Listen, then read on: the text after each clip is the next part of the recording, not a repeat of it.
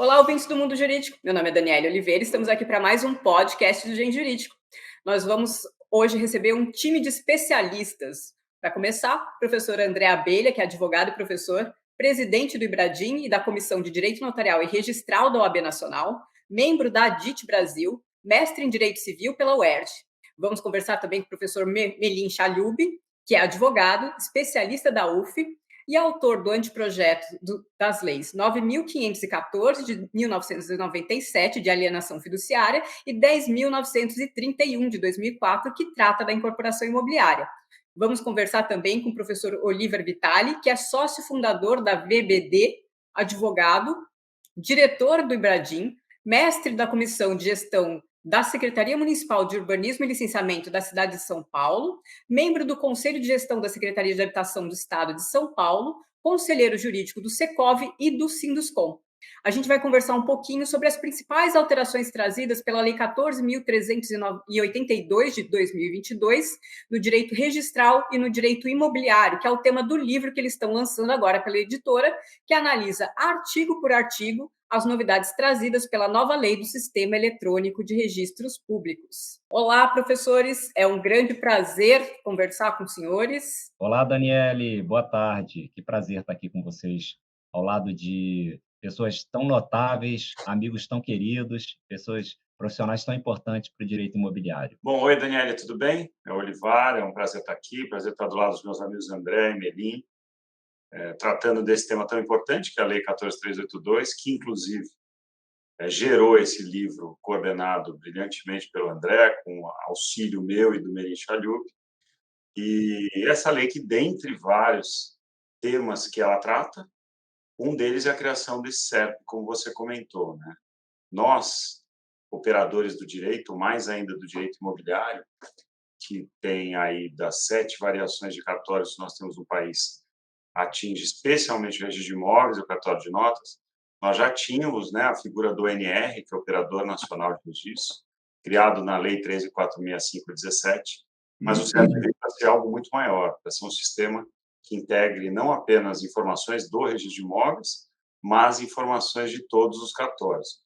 Eu vi um pouquinho o André também, o André é um grande conhecedor de matéria registral, matéria ligada a notários também, né, não apenas a registro de imóveis, e que tem bastante conhecimento sobre o tema. O que você achou, André, do CERP? O que você achou dessa interoperabilidade que se espera com a criação do Sistema Eletrônico de Registros Públicos, que pretende integrar no nosso país todo, que é gigantesco, né, com mais de 5.000 municípios, informações de todas as serventias? Olha, Olivar, bom, primeiro esse é um projeto, é uma lei, né, que não nasceu da noite para o dia, ela foi muito discutida, né, como você e Melim sabem tão bem, no governo, né, lá no Ministério da Economia, antes dela se transformar numa medida provisória, e desde então, o governo contou com a participação de especialistas, gente do mercado imobiliário, o pessoal dos cartórios, e a ideia, né, principal da lei como um todo, não só com a criação do CERP, mas também em relação às diversas outras modificações que ela promoveu no direito imobiliário como um todo, em resumo, reduzir burocracia, aumentar a eficácia e celeridade dos negócios, uniformizar entendimentos, tornar o sistema mais acessível ao usuário, a todos que precisam, né, de alguma forma, profissionais ou não, contar com os serviços públicos, de registros públicos, e melhorar como um todo o ambiente de negócio, porque a gente sabe que um ambiente de negócio que seja favorável e no qual nós possamos contar com segurança jurídica, isso é fundamental para o avanço de qualquer país. Então, a gente recebe, claro, com muita esperança, com muita animação, essa nova lei, sabendo, claro, que os desafios são imensos, que nada é perfeito, que, claro, né, a gente sempre vai dizer, e esse é um fato, né, a lei poderia ser ainda melhor? Claro, a lei ela tem determinados dispositivos que poderiam ter sido mais claros? Sim, mas esse era o possível, né, e já foi muito. Então, acho que agora cabe a todos nós, como operadores do direito, como profissionais, trabalhar juntamente com o CNJ, que precisa regulamentar diversos aspectos dessa nova lei, trabalhar para que todas essas regras sejam aceitas de forma homogênea em todo o país, para que a gente efetivamente alcance os objetivos esperados com esse texto. Muito bom, excelente, André. Ô, Melim, me conta uma coisa, você acha que na prática, para nós que trabalhamos do direito imobiliário, que trabalhamos bastante com especialmente registro de imóveis e cartório de notas, essa união de informações por meio do CEP, que é muito mais do que isso, né? Porque a lei faz outras tantas alterações, praticamente catalisa de vez, resolve de vez a questão do registro eletrônico. Você acha que, para nós, isso será importante? Você tem uma expectativa de obtenção de informação por todo o país num curto espaço de tempo? Porque a gente sabe que, por mais que alguns cartórios sejam ricos, né, tenham capacidade financeira para investimento nesse tipo de tecnologia, que será necessária, outros tantos, eu diria a maioria, não tem, né, dependem do piso mínimo de recebimento para a sobrevivência. Qual que é a sua expectativa? Olá, boa tarde a vocês todos. Para mim é um prazer muito grande também, uma honra muito grande participar com vocês dois, que coordenaram e atuaram mais intensamente na coordenação desse livro, nesse tema. Acho, Olivar, que o propósito dessa lei, o pano de fundo de toda essa lei, é exatamente viabilizar o acesso, não só à organização, mas, sobretudo, o acesso da população em geral a todos os dados que constem dos registros públicos. Nós não estamos falando apenas do registro imobiliário, nós estamos falando dos registros de pessoas naturais e jurídicas, de registro de títulos, documentos, e todo o conjunto. E aí vem aquela figura que você falou, Luiz, a interoperabilidade dos cartórios, a interconexão das informações, de modo a que viabilize que qualquer cidadão em qualquer parte do país, esse é o ideal, esse é o propósito final, em qualquer parte do país, tenha acesso por via eletrônica a qualquer informação que conste dos registros públicos do sistema de registros brasileiros. Isso é difícil de se conseguir, isso é difícil de se implantar definitivamente por todo o país. Inclusive, sabe-se que há um fundo a partir do qual, cujos recursos poderão e deverão financiar os cartórios que têm menos movimento, que têm menos demanda de registros, que não têm capacidade financeira para instalar os sistemas necessários. Tem um custo elevado. Então, acho que isso ainda vai demandar algum tempo, não apenas para a instalação dos equipamentos, adequação da tecnologia, digitalização, enfim, de documentos pelo país afora, por mais de 2 séculos ou 3, no sentido de viabilizar a sua eficiência plena. Acho que vai demorar um pouco nos grandes centros, como São Paulo, Rio, Belo Horizonte, São Paulo, Rio, Minas, Rio Grande do Sul também, acho, e Paraná, não tenho certeza, mas pelo menos alguns dos estados sim poderão se beneficiar dessa interoperabilidade e desse acesso fácil e rápido às informações, aos dados econômicos, que vão ajudar muito, a muita coisa mesmo, a celeridade e a maior eficiência na concessão de crédito no país. Muito bom.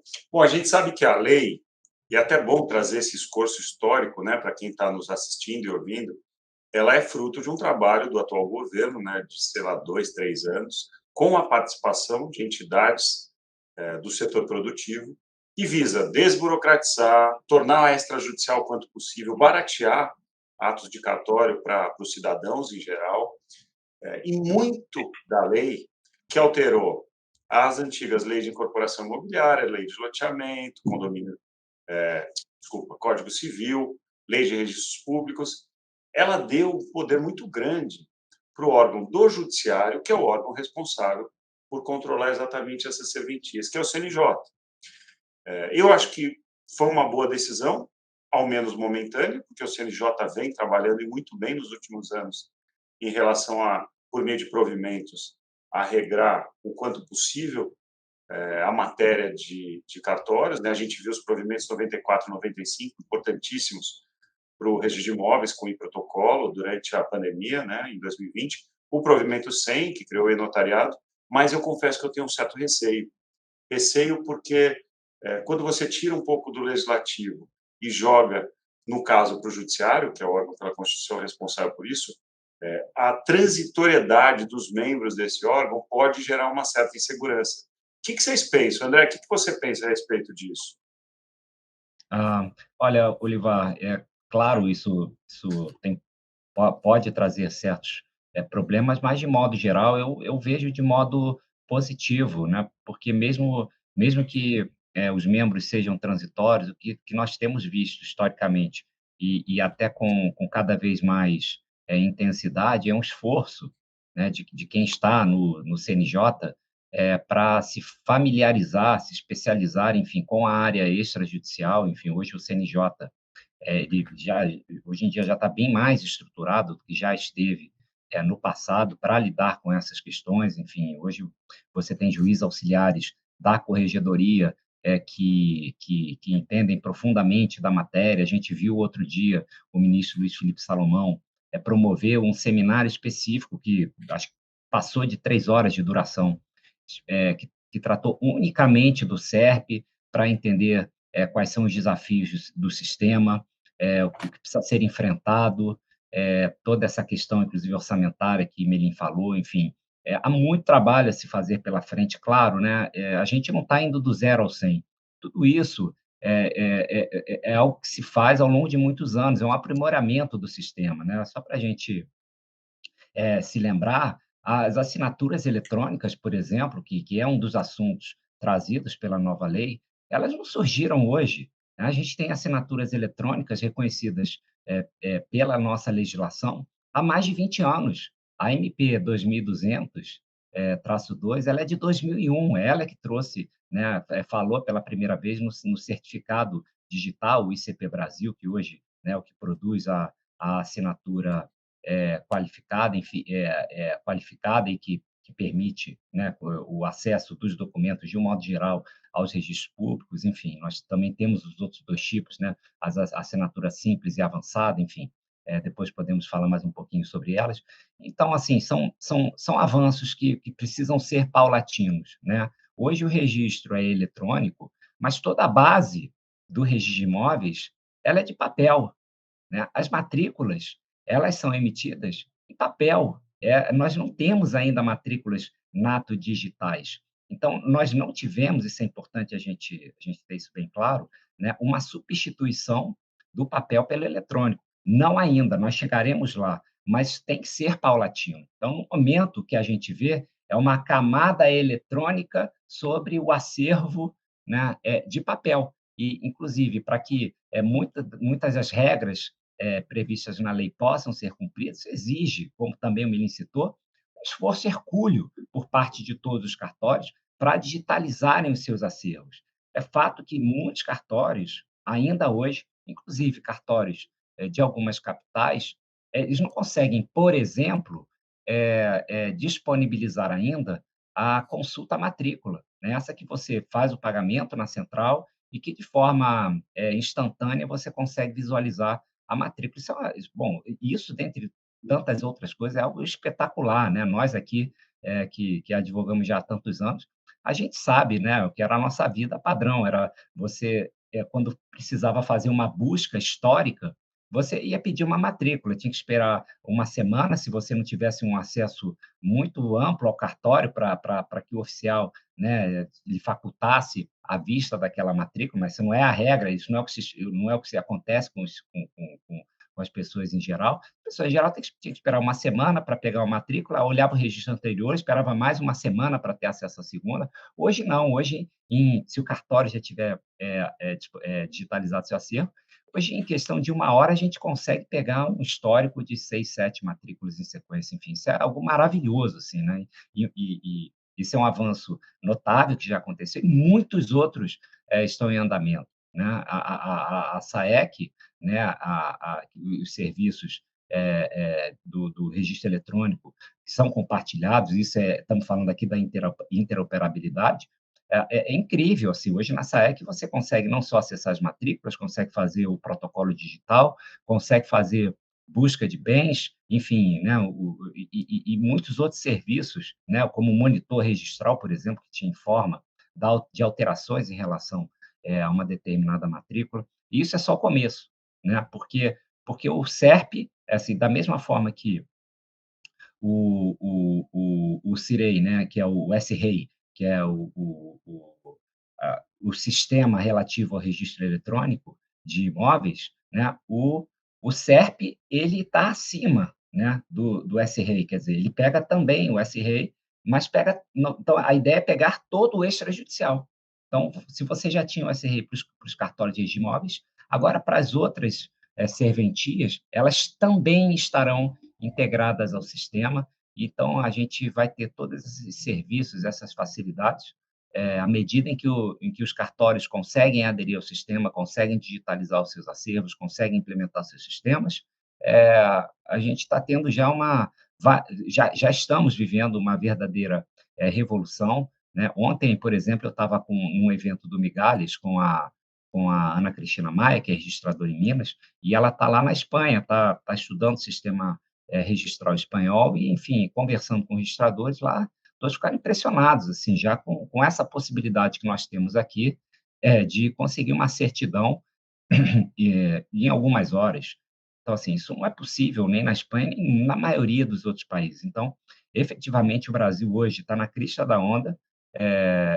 Nós já podemos nos orgulhar de onde já chegamos.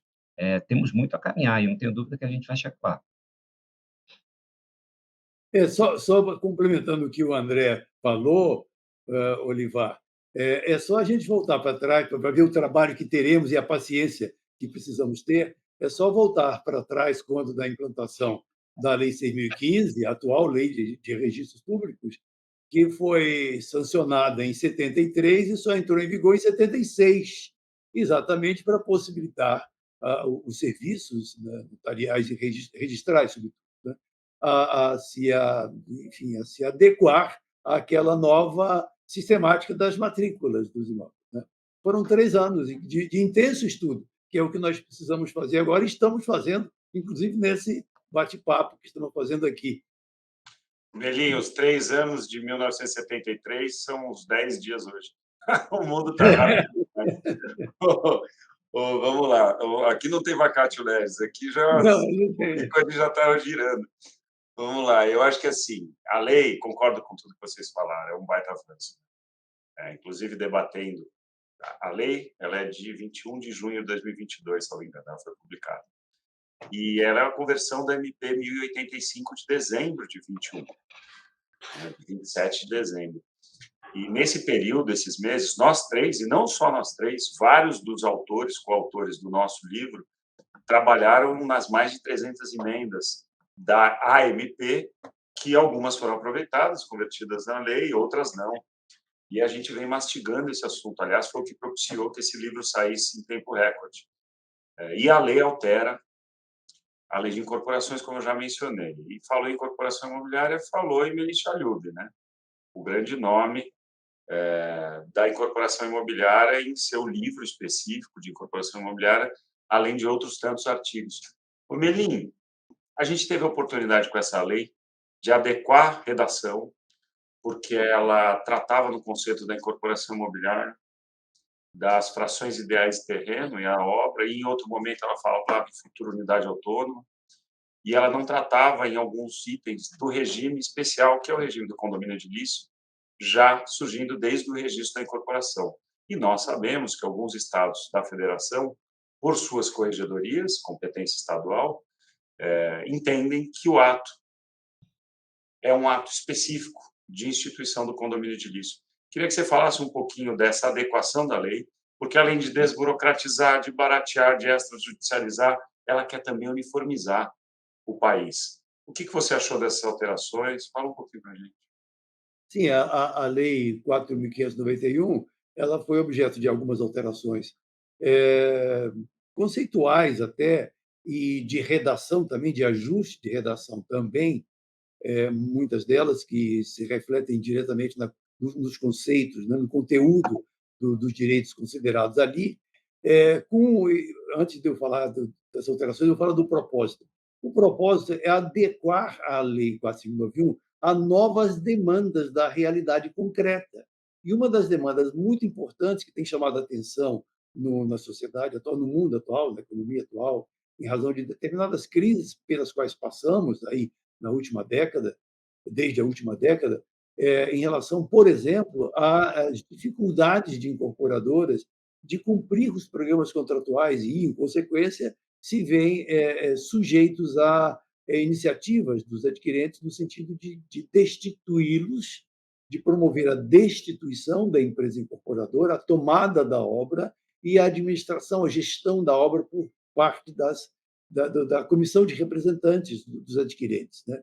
É uma operação muito complexa que tem sido levada ao judiciário já de muitos anos, e, aliás, desde mesmo o famoso e importante episódio da falência da incorporadora Encol, em 1999, antes mesmo de haver aquela modernização por meio do patrimônio de afetação, muitos e muitos grupos de adquirentes tiveram necessidade de buscar no judiciário a destituição do incorporador, a apropriação, a emissão na posse da obra, o que era dificultado por muitos, até porque, quando se chega a uma situação de crise numa incorporação imobiliária, a desordem é total. Uma obra, até mesmo de uma casa, é uma situação concreta muito difícil de administrar, de coordenar, de ter todo o controle sobre ela. Com muito mais razão, a incorporação imobiliária, que envolve, de uma parte, a captação de recursos do público, contrato a contrato, a organização desse acervo todo num patrimônio separado, agora com a nova lei, mas então não existia, e essa situação se agrava cada vez mais, e foi muito importante disciplinar. Eu posso até falar mais tarde um pouco, mas é muito importante falar da destituição do incorporador, do procedimento de destituição do incorporador, da efetividade desse procedimento, e, para este fim, foi necessário adequar a redação do artigo 32 e de alguns dos seus parágrafos. Para quê? Para deixar claro que, desde o momento em que o incorporador apresenta no registro de imóveis, e o registro de imóveis registra o memorial, ou seja, registra a incorporação, naquele momento é indispensável que seja consideradas instituídas tantas propriedades, tantos direitos de propriedade, quantas sejam as frações ideais em que o terreno se divide. E por que é necessário? Para quem não conhece, porque nós, advogados, e sobretudo do sistema, conhecemos, né? Porque, evidentemente, que para se alienar, e o artigo 29 caracteriza a incorporação imobiliária, o negócio da incorporação, como um negócio de venda de frações ideais sob regime condominial, articulado ao negócio da construção. Então, é uma atividade complexa, mas é uma atividade complexa que tem sua plataforma a alienação de frações ideais de um terreno. Algumas pessoas têm dificuldade de entender a possibilidade de identificar, de individualizar uma fração ideal de um terreno. Ora, o que é um terreno? Um terreno é um imóvel por natureza. Então, é um imóvel. O artigo 176 da Lei de Registros Públicos diz que cada imóvel tem que ter uma matrícula no registro de imóvel. Cada imóvel é identificado como objeto de direito real de propriedade numa matrícula, com uma descrição numa matrícula. E o artigo 225 da mesma lei 6.015 exige que o imóvel, nos títulos aquisitivos de transferência da propriedade, nas escrituras ou nos instrumentos particulares de venda ou de promessa de venda, constem descritos tal como está descrito o imóvel no registro de imóveis, no assentamento do registro de imóveis, que, no caso da incorporação imobiliária, pode ser a matrícula do próprio terreno em que é dividido. Né? Porque, se ele não for descrito com os mesmos dados constantes da matrícula ou de qualquer outra peça qualquer outro instrumento do registro de imóvel, ela não é admitida ao registro, e, portanto, o adquirente não se torna titular de direito real. E aí, então, surgem problemas, e podemos falar na frente sobre isso, problemas relativos à efetividade da obtenção dos direitos adquirentes, sobretudo em situação de crise, em qualquer situação, mas, sobretudo, em situações de crise. Muito bom, Melim, excelente. Além dessas questões, dessa alteração, nós temos também alterações como, por exemplo, a supressão da exigência de atestado de idoneidade para registro da incorporação, algumas alterações nas alíneas do artigo 32, no rol de documentos a serem depositados em cartório. Acho que mais por técnica do que por necessidade de alteração, acho que os três concordamos que não há alteração em qualquer documento, requerimento, é tão somente uma questão de adequação de redação. E um pouquinho mais para frente, tem a previsão da formal extinção do patrimônio de afetação. Então, já há, desde a 10.931 de 2004, ele falou em patrimônio de afetação, também falou de Melim Chalhoub, a previsão de que o patrimônio de afetação se encerra com a denúncia da incorporação, faculdade do artigo 34, desde que assim conste do memorial e seja exercido em até 180 dias pelo incorporador, a verbação da construção ou a verbação da quitação do financiamento à produção, com garantia hipotecária, caso haja esse financiamento. Ou seja, cumpridas as obrigações do patrimônio de afetação, ele se dá por encerrado. Mas, na prática, nós enxergávamos no Brasil, em algumas praças, dificuldades de livre exercício da propriedade por conta da não formalização desse PA, do cancelamento do PA. Agora, a lei trouxe, com a alteração da 14.382, duas possibilidades de cancelamento por meio de averbação. André, além dos dois que vieram, havia mais dois que foram vetados pelo presidente porque tratavam um pouquinho de tributação. Você acha oportuna essa alteração legislativa? Você acha que isso vai melhorar o ambiente de negócio? Olha, bom, em primeiro lugar, patrimônio de afetação, como você disse, quem tem que falar é Melim Chalhoub, grande Melim, mas, assim, na minha opinião, eu acho que o objetivo principal dessa alteração foi assim,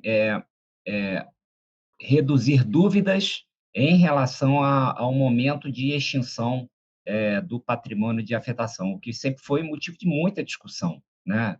Enfim, em que momento, efetivamente, o oficial registrador ele pode dar baixa, em que momento, né? Inclusive, essa discussão, como vocês sabem, ela acontece no âmbito da Receita Federal, e, Olivar, acho que você estava, inclusive, acompanhando mais isso. Salvo engano, os vetos eles vieram da área econômica, né? Justamente para evitar assim, que os incorporadores pudessem pleitear benefícios junto à Receita, assim, querendo a extensão Exatamente. da permanência do RET. Né? A Enfim, justificativa do veto, inclusive, é eminentemente econômica / tributária.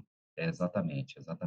Então, assim, de um modo geral, poderia ter sido melhor, sim, mas já é melhor do que temos hoje. Assim, isso inclusive, aconteceu assim, de forma semelhante em outras situações da lei, tá? Que a lei poderia ter feito a alteração de modo mais eficaz, mas o que já foi feito já é melhor do que nós tínhamos, né? Como a parte que alterou. Aliás, gente, só para a gente dar, né, quem está nos assistindo, quem está nos escutando, né, uma visão panorâmica, essa Lei 14.1382, ela altera nada mais, nada além de criar o SERP, ela altera nada mais, nada menos do que 8 leis diferentes. Né? Então, lei de registros públicos, lei de incorporações, a lei de loteamentos, a lei 13.097, o Código Civil, enfim. Então, diversas leis são alteradas e o livro, né, que a gente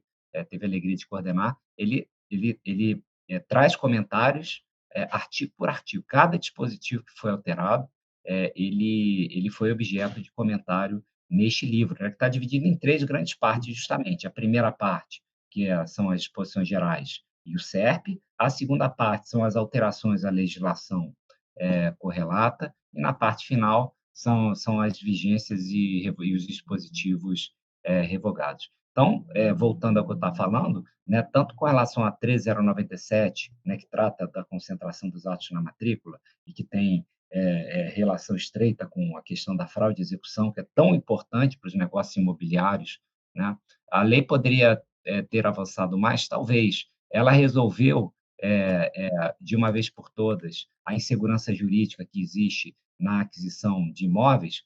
Não, né? Acho que para isso a gente precisaria ter uma alteração, né, no Código de Processo Civil que era extremamente duvidoso se seria possível através de uma medida provisória. Eu até entendo que sim, porque acho que isso não seria uma alteração de regra de natureza processual, embora situada no CPC, a natureza da regra seria material, mas o fato é que isso seria extremamente polêmico, certamente ia parar no Supremo Tribunal Federal, e quem estava à frente disso achou por bem não ser tão ousado, né? Então, manteve-se a alteração somente na 13097, principal, como nós sabemos, com relação além de alterar, enfim, questões mais de sintaxe, enfim, questões de redação mesmo, ali você tem a presunção da boa-fé do adquirente, né, com a dispensa, não é obrigado a obter as certidões pessoais do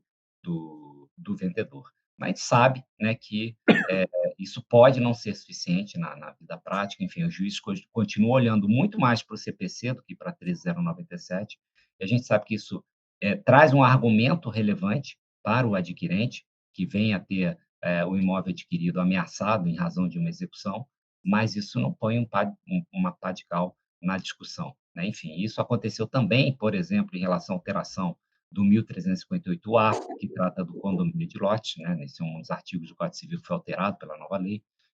O objetivo da alteração do 1358-A foi, vamos dizer assim, reduzir dúvidas, né, no momento do registro do condomínio de lote, porque alguns cartórios, país afora, vinham entendendo que você precisava registrar um memorial de loteamento mais um memorial de incorporação, quando, na verdade, a gente sabe que o único regime aplicável é o da Lei 4591, sem prejuízo, é claro, de você, com relação a aspectos urbanísticos, com o próprio 1358-A ressalva, você pode, sim, aplicar determinadas regras que estão previstas na 6766, mas isso não significa que você esteja promovendo um loteamento, que se está promovendo efetivamente uma incorporação imobiliária. Os lotes que surgem, né, do registro da incorporação são unidades autônomas, né, que, uma vez construídas as casas, né, a gente vai ter alteração objetiva do objeto da matrícula e a gente vai ter casa em vez de lote, enfim, nada de novo. Inclusive, em muitos lugares do país, né, antes do advento do 1358-A, que surgiu em 2017, com a Lei 13, e tem um branco aqui, 13465. 13465. Enfim, o condomínio de lotes ele já existia no Brasil, né, embora fosse proibido em algumas praças, como São Paulo, por exemplo. Mas no Rio de Janeiro a gente tinha permissão disso em muitos municípios, Nordeste, Sul, enfim, será amplamente praticado. E vem o 1358-A como uma regra muito importante para homogeneizar, para extirpar dúvidas. Aliás, o Brasil ele é rico, né, em leis que têm um caráter muito mais de esclarecer o que já existia do que de efetivamente trazer uma regra nova. E mesmo assim, às vezes, ainda carece de novos esclarecimentos, né? Sem dúvida, sem Sem dúvida. dúvida. Que vem para esclarecer, acaba gerando mais dúvidas. Pode gerar mais dúvidas. E a gente sempre tem a necessidade da confirmação da novidade pelo judiciário, né? Então, a questão da 13097, diferentemente da questão do condomínio de lotes, a questão do condomínio de lotes 4591/64 ou 6766/79, além de a nós estudamos e gostamos do tema ser um pouquinho óbvio, não chega no judiciário, pelo menos não que a gente saiba. Mas a 13097 chega, né? A fraude à execução é um reconhecimento judicial da fraude. E a 13097 veio para instituir o princípio de concentração dos atos da matrícula, reforçada agora pela 14382, mas como você bem atentou, André, não dá para você, por conta da lei, a partir de 21 de junho de 2022, dispensar todas as certidões que se estudavam, até porque essa confirmação pelo Poder Judiciário se faz necessária. Ô, Melim, Voltando à incorporação imobiliária, um tema que tão caro a você e que temos nós a honra e o prazer de te ouvir falar a respeito, que conhece muito. Eu venho debatendo contigo que essa alteração legislativa propiciou que as incorporações imobiliárias em geral, mesmo aquelas sem adoção do patrimônio de afetação, tenham agora um mecanismo não só de efetiva destituição do incorporador, que já estava lá previsto no 43, mas, principalmente, com um mandato legal para que a comissão de representantes, a partir da saída do incorporador, seja por destituição, seja até pela falência, assuma e toque o empreendimento. Podemos dizer que agora, com as alterações do 43, não há mais diferença entre a incorporação com patrimônio ou sem patrimônio, no que diz respeito especificamente aos poderes da comissão? Sem dúvida nenhuma, Olivar. Deixa eu voltar um pouquinho atrás, em matéria de RET, que o André falou e você tinha levantado a questão.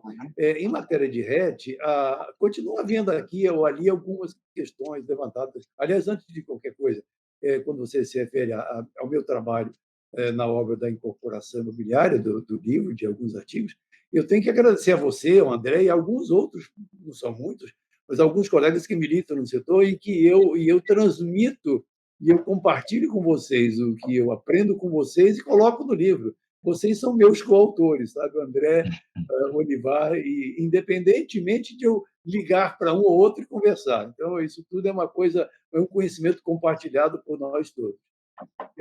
Quanto ao 43, quanto aos poderes e atuação da Comissão de Representantes, é uma coisa interessante. O Brasil, a despeito de haver lei e das pessoas poderem interpretar a lei e aplicar a partir da sua interpretação, ainda que antes de chegar ao judiciário, né, a gente quer, o Brasil gosta de inventar coisas, como, por exemplo, é o caso do condomínio. Então, essa questão que eu e o André há muitos anos sustentamos, né, a existência do condomínio especial. Aliás, abro aqui um outro parênteses.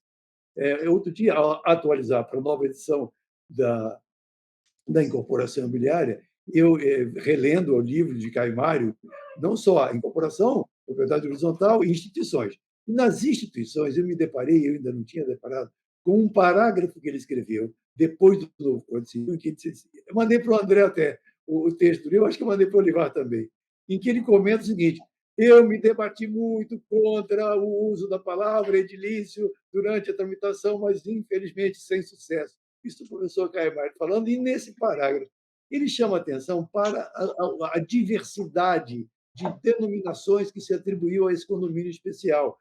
E, aliás, outro dia, Olivar, você fazendo um debate na aula da Unibradim, na aula de abertura, exatamente, com o Marcelo Terra, você chamou atenção para isso. Olha, o condomínio é especial porque ele é diferente do geral, é só isso. Isso tem dois, especial e geral. O especial tem vários nomes. Então, o professor Caio Mário colocou 3 ou 4 nomes. E eu, na minha atualização, coloquei aqueles 3 e mais uns 3 outros. Então, a gente tem ao todo uns 7 nomes para o condomínio chamado edilício. Né? Enfim, tem uns 7 nomes. Eu já fui corrigido na aula várias vezes por alunos, falar, professor, está errado o slide, não é condomínio edilício, é condomínio edifício. Pois é, imagina. Convenhamos que essa nomenclatura criada pelo Código Civil não é a mais legal, né? Não é. Ninguém gosta desse nome. E, aliás, eu agora estou com curiosidade de pesquisar os anais da tramitação do projeto para ver qual é a justificativa do professor Chamum. O professor Chamum que fez, não é, André? Foi o professor Chamum que fez essa parte? Eu acho que foi. Né? Eu não sei. Olha, assim, na minha opinião muito pessoal, né? Eu acho que não deveria chamar, porque, embora seja a situação mais comum haver copropriedade, a gente sabe que isso não é um requisito essencial desse tipo de propriedade, né? Porque a gente tem, com cada vez mais frequência, edificações em que todas as unidades autônomas pertencem a um único CPF, a um único CNPJ, né? Ali o que importa não é a pluralidade subjetiva, como ocorre no condomínio geral. O que importa ali é a pluralidade objetiva, que eu tenha 2 ou mais unidades autônomas, né? Então, como Portugal, Espanha fazem, propriedade horizontal, acho muito mais adequado, isso gera menos discussões, né? Mas, enfim, É, isso é um é, papo para é, muitas e muitas horas. Vamos focar aqui é. na nossa Então, linha. voltando ao tema que o Olivar me propôs aqui, que é a da destituição, então, na verdade, o procedimento de destituição do incorporador, ele equipara realmente as situações e ele equipara os poderes, ou amplia, ou esclarece melhor os poderes da comissão de representantes. Eu, voltando ao início do que eu falava. E o que se inventou diante dessa controvérsia ou dessa dúvida sobre se existia ou não condomínio especial antes do habite, né? Aí entendia-se que deveria ser constituída uma associação dos adquirentes no caso de uma destituição, no caso de um atraso de obra ou no caso de uma falência, para que essa associação tivesse CNPJ para poder, então, contratar obra, contratar empregados, serviços, etc., e tal, pagar e tudo mais. Pois bem, então agora vem a lei nova com esse procedimento de destituição do incorporador e prevê detalhadamente um procedimento que contempla, inclusive, um dispositivo que dispõe a ata que averbada no ritmo destitui o incorporador serve de título para uma série de situações, inclusive para a inscrição do condomínio no CNPJ. Então, é muito esquisito no Brasil, né? A Receita Federal concorda em emitir CNPJ de condomínio depois do habite, mas não antes do habite, né? Enfim. Mas olha, Mirim, em relação a isso, eu até faria um elogio à Receita Federal, porque hoje, né, a inscrição no CNPJ ela é regulada pela Instituição Normativa 1863 de 2018. Uhum. Antes da 1863, houve outras. E desde há muito tempo, quer dizer, isso não surgiu com a 1863, lá o anexo que trata da inscrição no CNPJ do condomínio edilício, ele traz como documentos obrigatórios, né? Além de ata de eleição do síndico, registrado na RTD, blá, blá, blá, fala que tem que apresentar a convenção de condomínio registrada, né? Geralmente não se tinha, ou a certidão emitida pelo Regimóveis que comprove o registro da incorporação. Então, Sim. veja que interessante. Porque essa é uma regra que, estranhamente, assim, desconhecida por muita gente. Enfim, eu busco divulgar isso já há muitos anos, mas, enfim, hoje muita gente sabe, mas muita gente ainda não sabe. Eu já vi fiscal da Receita Federal que se bate na convenção, enfim, não sabendo dessa questão. Mas, assim, se você exibe lá a certidão, né, o fiscal que tem atividade vinculada, ele é obrigado a abrir o CNPJ, o que já mostrava, né, o Menin, que a Receita Federal, até antes, né, da 14.382, de certa forma, já reconhecia que o condomínio edilício nascia antes do habite, né, desde o registro da Isso. incorporação. Embora a 1863, se ela é uma boa situação, ela continua não resolvendo a situação daqueles condomínios que nasceram, foram instituídos sem incorporação imobiliária, então, por meio de uma escritura de instituição de condomínio edilício. Pós-habite, não importa, não vem esse o caso, o momento, teve lá a instituição registrada em cartório, mas, por alguma razão, a convenção nunca foi assinada nem registrada. Ou, se foi assinada, não se obteve seu registro. E, nessa situação, você, de um modo até incoerente, a Receita não emite o CNPJ. Os CNPJs que foram emitidos porque o fiscal comeu mosca. Assim, a própria Receita fala, não, Sim. emitiu, mas não era para ter emitido, porque não é isso Não. que diz a instituição normativa. Então, assim, é um buraco que nós ainda temos, enfim, inclusive essa instituição, ela precisa ser corrigida, né? Esse anexo precisa ser corrigido, porque essa é uma situação que, evidentemente, se eu posso tirar CNPJ comprovando o registro da incorporação, claro que eu tenho que poder obter o CNPJ do condomínio comprovando o registro da instituição, quando eu não tive incorporação. É óbvio, né? Só que a Receita ela é absolutamente literal. Aqui não se pode pensar, aqui só se pode ler. Muito bom. Não, Quer e na complementar? realidade, e só concluindo, e pegando o gancho que o André falou aí, E, na realidade, é isso, quer dizer, é a instituição, que é o ato que dá origem ao condomínio, né? É a instituição e não a convenção, e até mesmo a gente observa, até colegas nossos, às vezes, que entendem que é necessária a convenção para que exista o condomínio, né? E confusão também, na prática, por um grande número de pessoas, quanto à confusão ou dúvida quanto à administração do condomínio durante a obra, quando, na realidade, está muito claro na Lei 4591 a atribuição da administração a uma comissão de representantes, não o síndico. O síndico é só mesmo na fase da utilização do imóvel, né? Depois do habite, aí depois do habite. Mas, de fato, só concluindo e fechando, Olivar, a questão que você levantou, eu acho que sim, esses poderes e a efetividade da incorporação imobiliária ou do condomínio, do custo da construção, vem a ser aclarado, melhor esclarecido agora, e com esse, sobretudo, agora com um determinado procedimento. Muito bom, excelente. Meus queridos, acho que a gente está chegando no fim, falando de tudo, não falamos de loteamento, que mudou muito pouco, né? Muito Mudou pouco, também. muito pouco.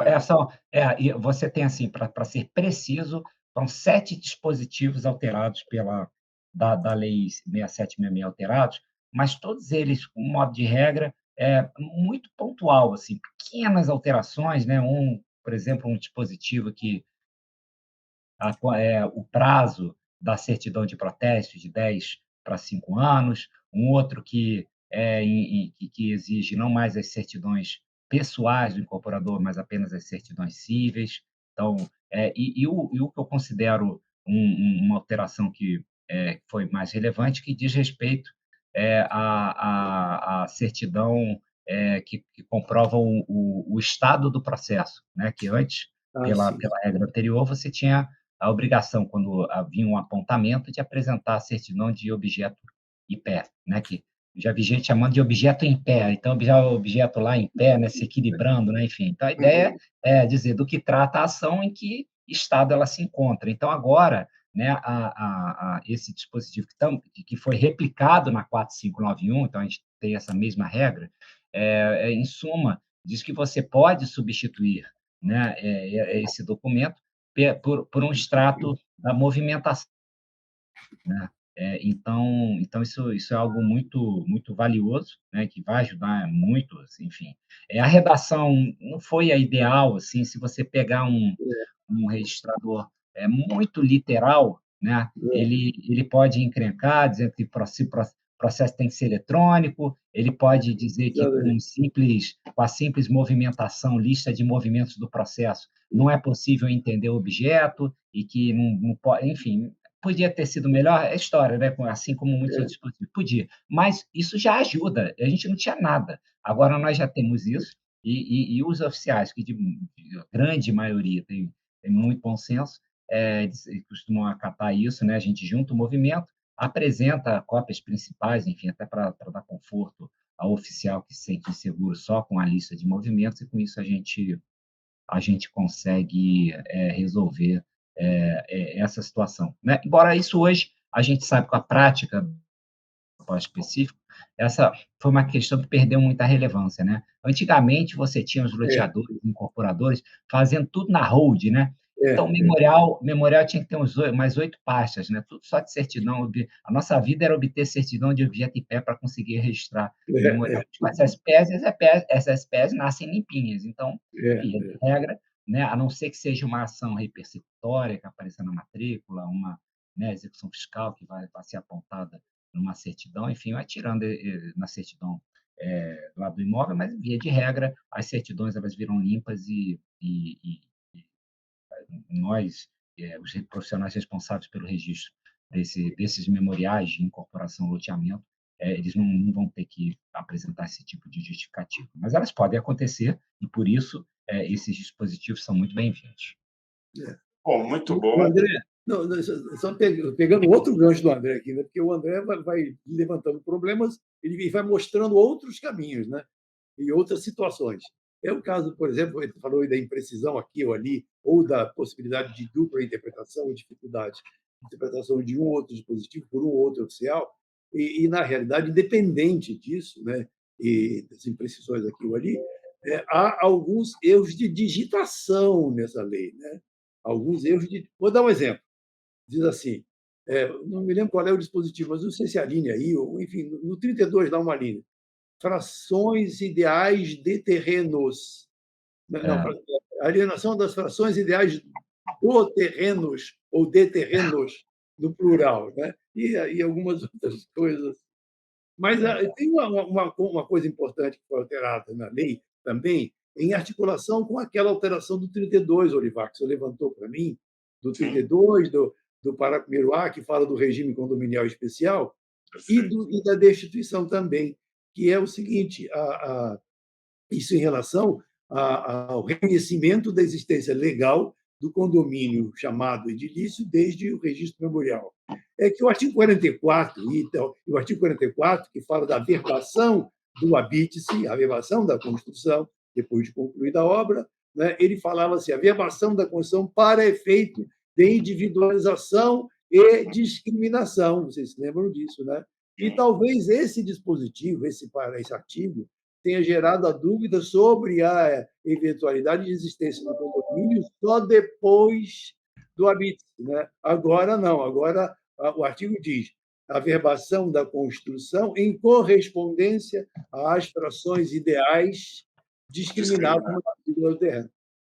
Perfeito. É Então, mais um item de adequação. Perfeito. é, Bom, a lei fala de tantas outras coisas, né? Tem a alteração dos prazos de cartório para prazos úteis, redução de alguns prazos. Vocês Eu vão acho ver que precisava de umas 55 horas para tratar de tudo, né, Olivar? ou de um livro, como nós, Ou de um curso, ou de um curso. ou de um curso. de um curso. Pode ser o curso da Unibradim, que está começando Pode agora. ser, começou essa semana. Né? Bom, nós estamos caminhando para o fim. Palavras finais, vamos começar pelo André.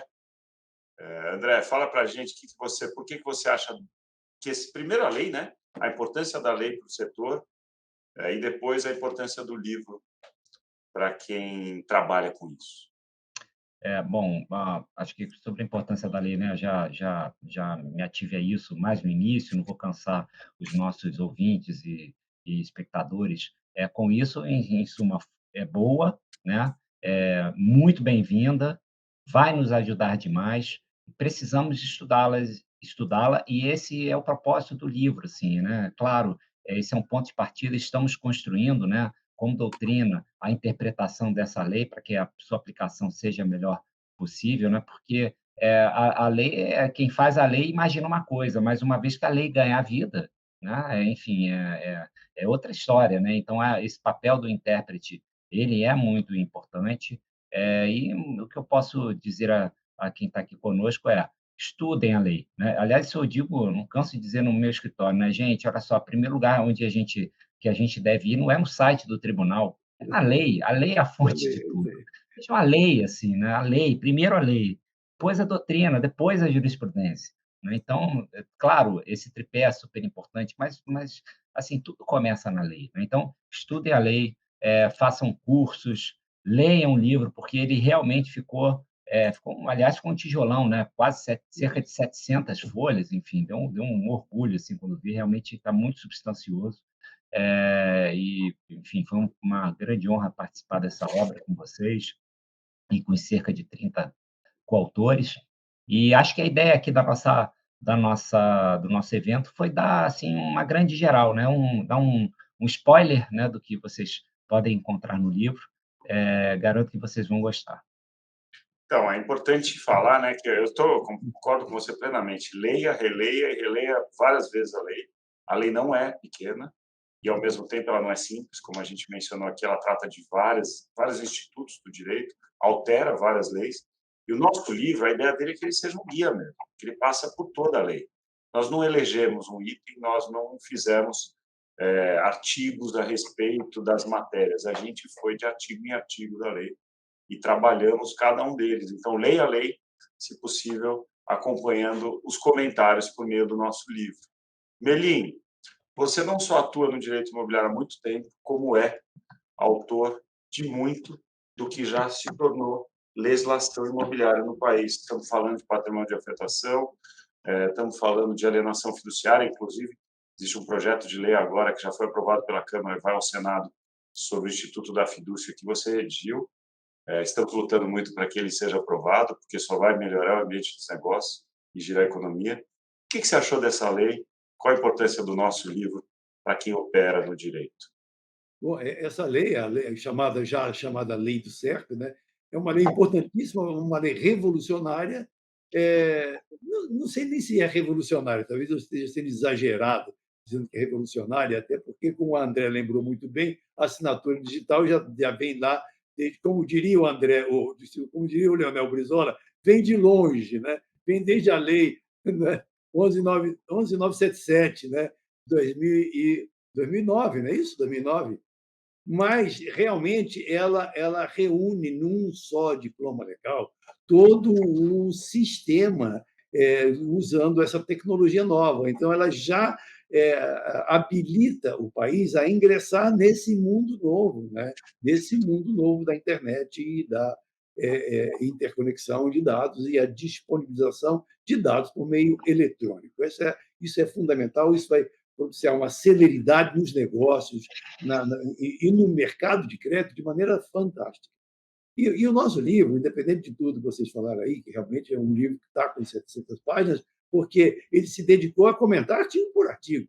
E uma coisa muito importante, para mim tem sido utilíssimo, né? Eu já estou consultando o nosso livro, né? Eu também, várias vezes. Tem sido utilíssimo Várias porque vezes. não, por quê? Porque, às vezes, a gente pega a lei nova, aí a gente espera aí, deixa eu procurar a lei antiga. Não, no nosso livro ela está lado a lado. Então, o cara pega e, lado a lado, ele vê o texto antigo e o texto novo e o comentário, né? E por que mudou? Então, está muito didático, não é? Isso aí, aliás, Olivar, nós temos que reconhecer que foi ideia do André, né? Que insistiu com essa ideia. A gente achou complicado, difícil de fazer, muito difícil de fazer. Mas a ideia do André, e parabéns aqui, André de Público, você tornou o livro super didático, porque numa folha você enxerga tudo, o que era e o que é. E só ao ler as duas redações, você já começa a compreender lado a lado, né? Você já começa a compreender. Então, foi para mim, e é para mim, uma honra muito grande de ser parceiro de vocês e dos outros 30 autores nesse trabalho, assim, que foi um trabalho muito difícil, foi trabalhosíssimo, né? Exigiu muita dedicação, muita discussão, e tivemos que fazer num tempo quase que recorde, né? E todo esse comentário. Super difícil, fico muito feliz com isso e entendo que deve ser imagino que seja um livro que pode ser muito útil aos advogados, aos juízes, enfim, de modo geral, porque está ali tudo concentrado num só documento. Lançamento dia 17, em São Paulo. 7 de novembro, 18 17 horas, de em São Paulo. 18 Livraria horas, da Vila, no Shopping JK, em São Paulo. Bom, Iguatemi. eu encerrarei esse nosso podcast agradecendo a nossa editora. Obrigado pelo apoio, pela confiança em nós. Lembrando a vocês que quando temos um time acho que são quase 40, né, André? 30 e poucos São autores. cerca de 30 Cerca de 30 autores organizados, coordenados por André Abelha, Meli Chalhoub e eu tendo o prazer também, não tem como esse livro não ser bom, gente. Ele é ótimo. A gente faria esse livro se fosse para só nós, 30 e poucos, ficarmos consultando. Além disso, a gente para todos. Perfeito, perfeito. Então, é isso aí. Espero que gostem. Tenho certeza que comprarão. E a gente está à disposição para debater, porque tem muito de opinião nesse livro. Como o André e o Melim falaram, quanto mais a gente lê, mais surgem ideias. E a lei está sendo aplicada só desde junho. Ela vai ser aplicada por longos e longos anos, com interpretações diversas, com opiniões diversas. E é isso aí. Essa é a maravilha do dia. Professores, eu gostaria de agradecer muito essa verdadeira aula de direito registral e de direito imobiliário. É um privilégio aí poder contar com as observações de pessoas que acompanharam aí tão de perto a elaboração da lei e participaram aí, de certa forma, né, dos debates que enriqueceram e chegaram nesse resultado final. E essa pequena discussão é só um cafezinho, né? É só uma provinha do que está no livro, né? Que os professores também falaram, um livro do Sistema Eletrônico de Registros Públicos, que aborda todos esses temas que a gente conversou aí com muito mais profundidade. E para você, nosso ouvinte, que gostou, por favor, indiquem aí o nosso podcast para um amigo ou para uma amiga. Vamos aumentar aí o espaço da podosfera. Obrigadíssima, professores.